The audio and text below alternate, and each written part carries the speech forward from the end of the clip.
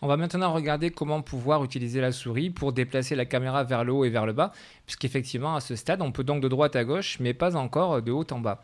Pour ça on se donne rendez-vous dans les Project Settings et on va créer donc un nouvel Axis Mappings. Le concept est toujours le même, donc petit plus.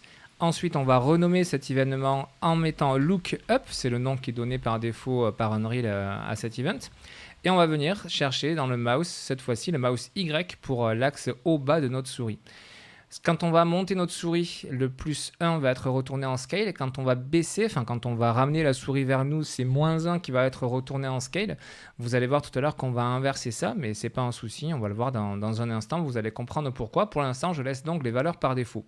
Ce lookup, je copie. Je vais dans le blueprint, je fais un clic droit, je colle le nom de mon événement par fainéantise et je viens bien récupérer ici le Axis Event Lookup. Tac.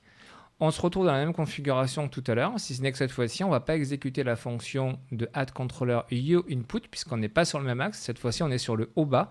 Donc, on va taper add_controller. Cette fois-ci, c'est l'axe pitch input, le haut-bas. Ça aussi, c'est par expérience. Au fur et à mesure que vous l'utiliserez, vous ne confondrez plus les pitch, les yo et les roll. Je le confonds toujours après 2 ans. Ça, c'était la parenthèse. Du coup, maintenant qu'on a ça, on peut regarder en jeu ce que ça va donner. On vient ici, on se déplace et le haut-bas, il fonctionne toujours pas. Alors ça vient d'un premier paramètre qui est dans le blueprint du héros. Vous allez sélectionner le Spring Arm et c'est ce paramètre-là dans les caméras settings qu'il faut venir contrôler.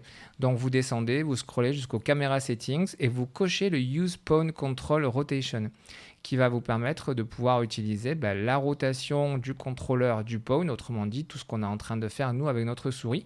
Maintenant qu'on a fait ça et qu'on déplace, vous voyez qu'on a bien la souris qui est prise en compte, tant les déplacements donc droite-gauche que le déplacement haut-bas. Alors, plusieurs choses à vous dire. Là, on peut passer sous la caméra parce que notre acteur ne touchant pas le sol, il est représenté par le cube. Du coup, la caméra peut passer dessous. Vous inquiétez pas, quand notre personnage aura des pieds, il ne pourra pas passer sous le personnage. Donc ça, c'est le premier point que je voulais vous dire. Le deuxième, c'est que pour l'instant, comme je vous le disais tout à l'heure, les commandes sont inversées, c'est-à-dire c'est pas du tout naturel.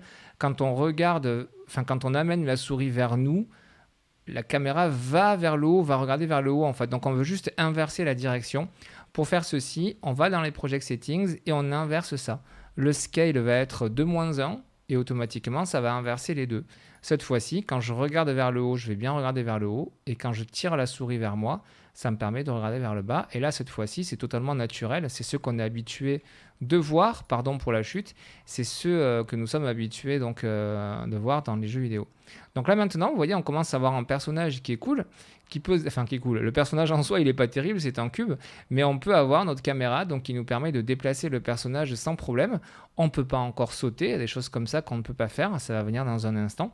Mais là, bravo, félicitations, vous commencez à avoir votre premier personnage et surtout créer de toutes pièces par vous-même au niveau des déplacements.